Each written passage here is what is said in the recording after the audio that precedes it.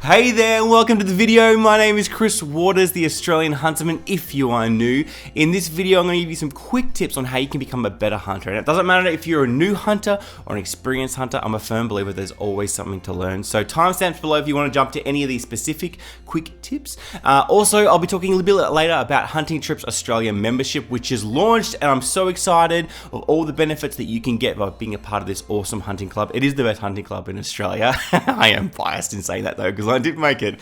And a big thank you to everyone who's already signed up. But anyway, more about that later. Let's get into these quick tips. The first tip is this: make sure you connect and hunt with other hunters. I know that we're solitary by nature. This is something that I battle with all the time. I always just want to be by myself. That's how I'm re-energized. But there's so much that you can learn from other hunters, from their experience, from their stories, from their wisdom, by just watching them.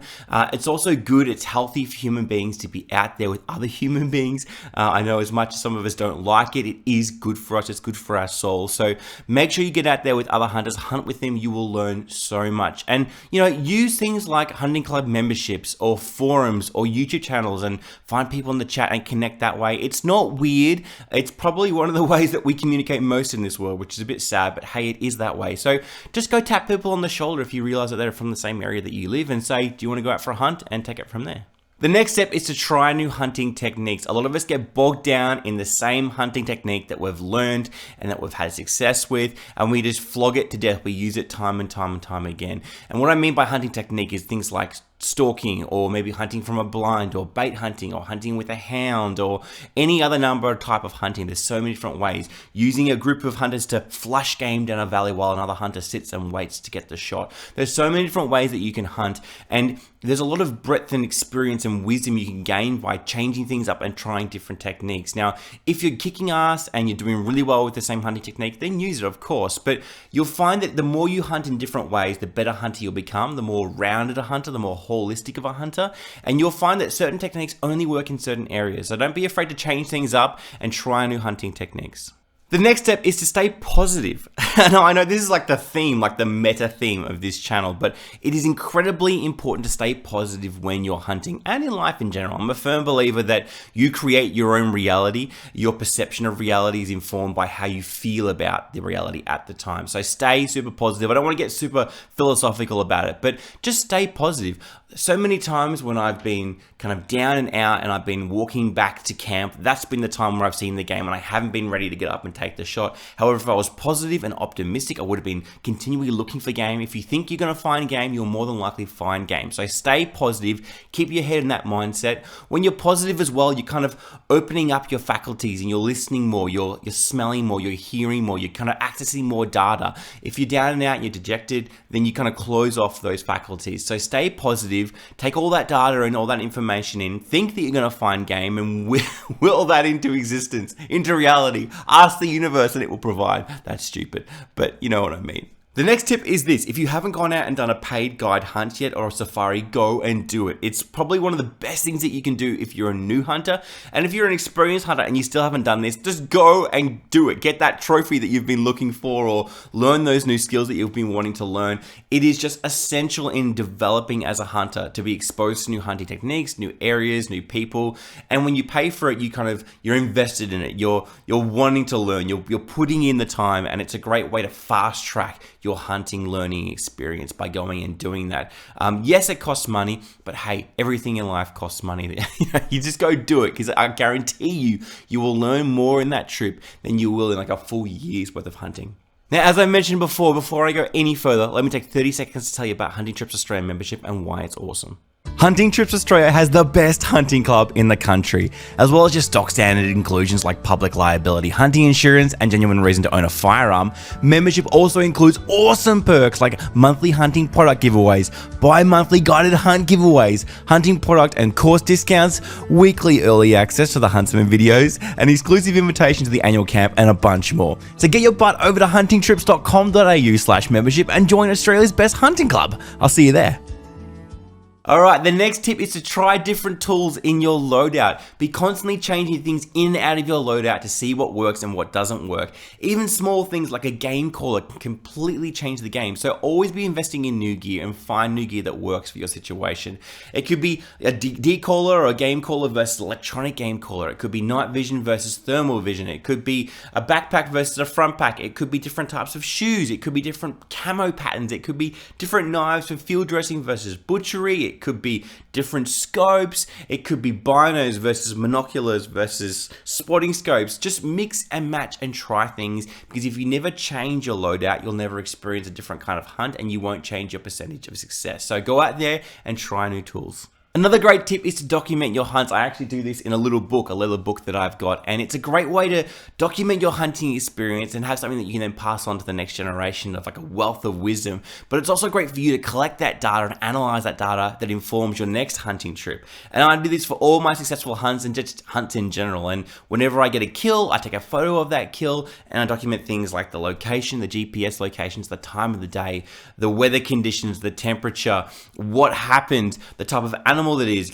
gender, age, all those different things. And what you start to then compile is a database of information that can inform your next hunting trip. For instance, if you're flipping through and you're saying, okay, the pigs in this area seem to be in this single location at 4 o'clock every single day. Therefore, I should go at 4 o'clock and go check out this location. It's a great way of getting things out of your head and your attention and putting it down on pen and paper so that you can go back and reference it. This next tip is a simple tip, but it is a profound tip. Use binos. If you're not using binoculars, start using binoculars. They will absolutely change the game. I know for the first kind of 6 months of hunting, I wasn't using binoculars because I didn't own them.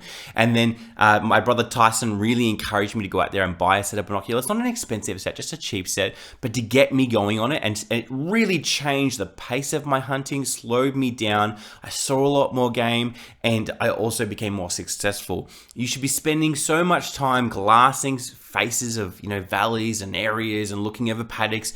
It will just change your perspective of hunting and it will make you a better hunter. So go out and get some binoculars, learn how to hunt with them. They will change the way that you hunt and make you a better hunter. They don't have to be super expensive, just go out and get some. Alright, so the next tip is a two-parter, and both parts are true, but they actually contradict each other. So hold them loosely in each hand. They are extremely important. The first part is this: when you find a hunting location, dominate and own and invest in that hunting location. What I mean by dominate is not go out and kill all the game in that location. That's a very bad thing. You shouldn't do that, not just because it ruins the location, but just because you want to preserve life. You don't want to just absolutely destroy it. What I mean by dominate is know everything about that location that you can. Master that location. So know the entry points, know the best exit points, know the emergency exit points, know where all the water is location on that area, where it's creeks or rivers or wallows or whatever it is. Learn where the game are, learn the different times of the day that the games are in those certain areas. Just absolutely master that location, so you know everything about it. And those locations become a great source of hunting. Like you can come back to time and time and time and time again. So invest time in locations. Even if you're finding locations and you're not seeing game immediately, spend the time and invest it. Because if you hop from place to place to place and you never find game, it's because you're not investing in those locations. Now the second part, which is equally true, is don't spend all your time in one location. Know when it's best to move on from a location, when it's clear that there are no game in that location. So having a diverse kind of portfolio of locations is really important for hunting, because it kind of attracts you to different types of games, different conditions. If there is game in an area and you're a good hunter, you should see it within the first time you go there. And I'm talking about a decent hunt. Like, I'm not talking about going and spending an hour in a location. I'm talking about spending a full day. You should either find game or find evidence of game. So if it's a good location, it will show you pretty soon that it's a good location. But that said, if you have different locations, you can try them in different weather conditions. You can mix and match, and you can find success wherever you go. So they're the two tips. Dominate areas, spend a lot of time in them, but also know when it's time to move on and try different locations. The next hunting tip is this: when you're out there hunting, go slow. Unless you're kind of scoping and scouting a hunting location where you can just bash through the bush and just cover a lot of country, if you're actually in the process of hunting and stalking, go slow. You'll be amazed how much more game you see if you move slowly. And I'm talking like snail pace, like move, move, move, move, stop, bino, look around, checking the ground, listening, hearing, look, spend time, slowly move, move, move, move, move, stop, do the same thing. It just makes a hell of a lot of difference. Animals are crafty, they have amazing hearing. You are at such a disadvantage. They have like great hearing, great scent. Most animals have good eyesight. You need to slow things down and take your time if you want to get game. If you rush in the bush and you're making noise and you're cracking and smashing sticks and stuff, you won't have any hope of getting any game. So move slowly. The next hunting tip is a powerful hunting tip, yet it's one that a lot of people don't take advantage of for whatever reason, and that is to find a hunting mentor. Hunting mentors can be a wealth of knowledge, a spring of wisdom that you can tap into regularly, go out hunting with and learn from. But for whatever reason, we feel awkward about having mentors, the idea of having a mentor. I guarantee you, if you have a hunting mentor, you will be a better hunter. And in fact, most successful people who have hunting mentors go on to become mentors themselves. I can encourage you, just go out and do it. Just go find someone that you think has value, has things to learn from. And you can be as explicit as saying, hey, X, Y, and Z, I'm a new hunter, or I've been hunting for a while. I don't have a mentor. I'm keen to learn. I want to learn. Can I learn from you? And it can be as simple as going out and having a coffee once every 6 months, or calling up on the phone and saying, hey, I went out to this hunting location and I did this and I didn't get a result. What am I doing wrong? Or even going out with that person. It doesn't have to be super formal. It can be super casual. Just go out and find someone to become your mentor. And even to phrase it that way, ask them if they could be your mentor. You'll be amazed at who says yes. So this next hunting tip seems to confuse a lot of new hunters, but it's really, really important. And that is hunt in every single weather condition. It doesn't matter if it's raining or hailing or snowing or a blistering hot day. You hunt in every single condition, because every single weather condition has a different effect on the game in that area. It will force them to behave differently. And if you learn that, you can change your hunting style and your hunting technique, take advantage of that condition. There is no condition that you can't go out hunting in. Like, I grew up spearfishing, and that is very much a temperamental sport that is very weather dependent. Hunting is not weather dependent. There is weather conditions that make things more uncomfortable in terms of hunting, but that doesn't make them bad for hunting. So learn about what the conditions do to the game in the area that you're hunting, and then take advantage of that. Here's another quick tip specifically for new hunters, and that is, don't be discouraged by starting with small game first. Before you move on to your pigs and your deer and your big water buffalo and stuff like that, start with things like rabbits and quail and pheasants and things like that. You can find great success in those game animals. You'll find that you become a better hunter, you'll increase and sharpen your techniques, and you'll gain momentum. The more successful hunts that you have with small game will kind of gear you up to then start hunting big game. And big game is a lot harder to hunt. So start with the small ones, gain some confidence, gain some experience, and then move on to bigger things. I mean, I hunt small game all the time, even though I hunt big game, because it's, in my mind, it's just as fun. And my final tip is this: don't measure the success of a hunt by the harvest that you reap from it. What I mean by that is, you don't have to shoot and kill and harvest game during a hunt for it to be successful. Every hunt is valuable. Every hunting experience is valuable. Whether you go out there and you see absolutely nothing, or you bring home a 14-point stag, it doesn't matter. You will have learned something during that hunt. I've talked about this before. I will talk about it again. It's really important that you stay positive and that you take everything that you can out of a hunting experience. Hunting can be an extremely discouraging experience if you're just measuring success by the fact that you're harvesting things or not. That's not the measure of success. The measure of success is you getting out there and learning. And if you got out there in a hunt and you've learned something, you've been successful.